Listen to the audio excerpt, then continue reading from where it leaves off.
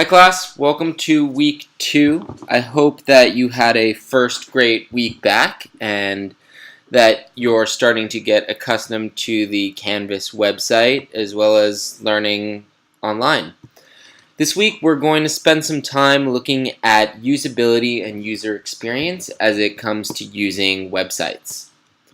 So, what really is the difference between usability and user experience? Well, both terms have very broad definitions outside of web design, and even how these terms are used within the web design community is relatively inconsistent. But for this class, we're really going to define them as such. So, utility is looking at, does a site work? Can it perform the user tasks? So an e-commerce site, right? The utility there is to purchase items. With a site like Google or Bing, the utility there is solely to search. Usability, how well can users complete this task? How easy is it for someone to do the utility that is meant for a certain website? And then the experience is, how does the user feel when they're using the site? Are they frustrated? Are they having fun? Is it easy to use? So these are the three terms that we're going to constantly be coming back to all semester as we look at designing websites and designing interactive platforms. So, usability. In general, usability refers to how well users can learn and use a product to achieve their goals and how satisfied they are with that process. Usability is a quality attribute that assesses how easy user interfaces are to use. The word usability also refers to methods for improving ease of use during this design process. There are 5 basic attributes of usability that we're going to look at here. The first is easy to learn. How easy is it for users to accomplish basic tasks the first time they encounter this design? This is really important because when a user comes to a website for the first time, you want to make sure that their experience is really easy right off the bat. Otherwise, the retention rate is going to be a lot lower and they're most likely not going to come back to your website. Efficient to use. Once a user has learned the design, how quickly can they perform the tasks? One thing that I'll say is booking airline tickets, right? Some websites have a much faster efficiency process to book tickets than other websites. And so if you find a website where it's much more efficient, you're more likely going to use that one over some of the competitors. Easy to remember. When users return to the design after a period of not using it, how easily can they reestablish proficiency? Think about every single time you go to Google. You know exactly what to do. You may not Google something for a week or 2 weeks, but as soon as you go to that website, you know exactly where to type in your search results, and boom, you're using the interface and you're using it exactly as you did the first time you did. Few errors. How many errors do users make, and how severe are these errors? How easily can they recover from the errors?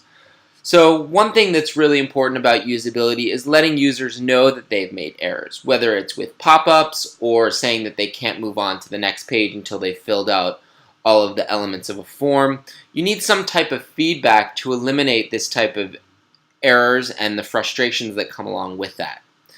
And then satisfaction. How pleasant is it to use the design?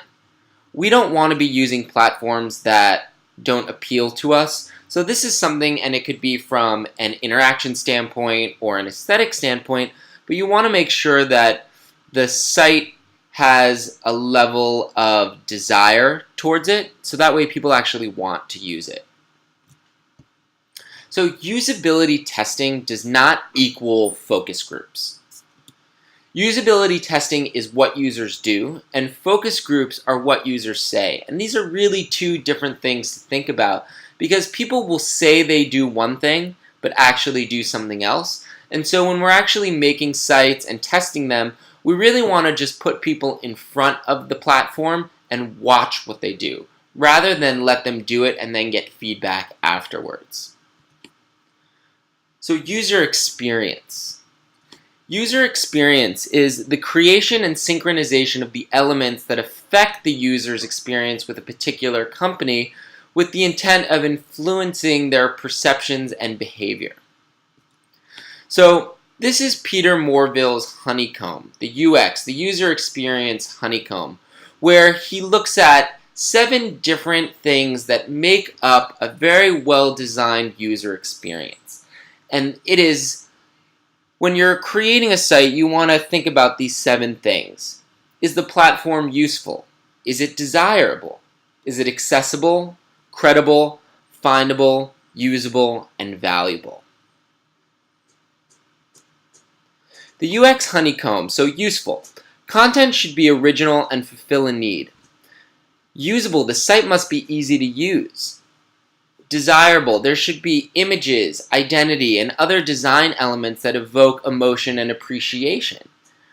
Findable, the content needs to be navigatable and locatable on-site and off-site. And you want people to be able to find their content and not hunt for it pages and pages deep. You want everything to be really easy to obtain. Accessible.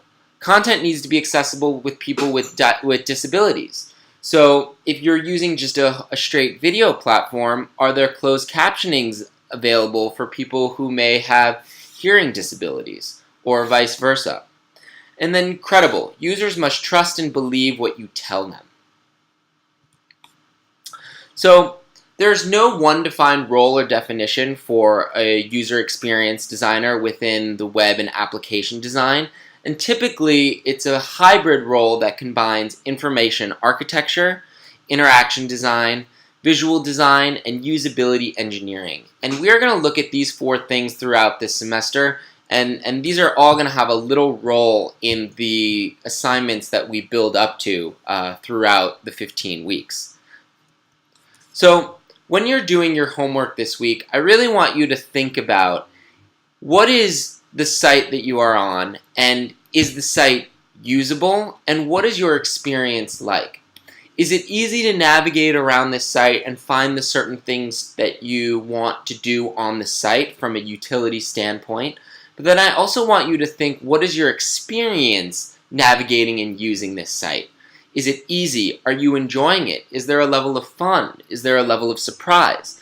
So these are all things that I want you to think about this week while you're doing your homework and doing the reading, and even when you're browsing the web throughout the week, checking Facebook or other websites that you go to on a daily basis, looking at it from this new perspective of function and experience.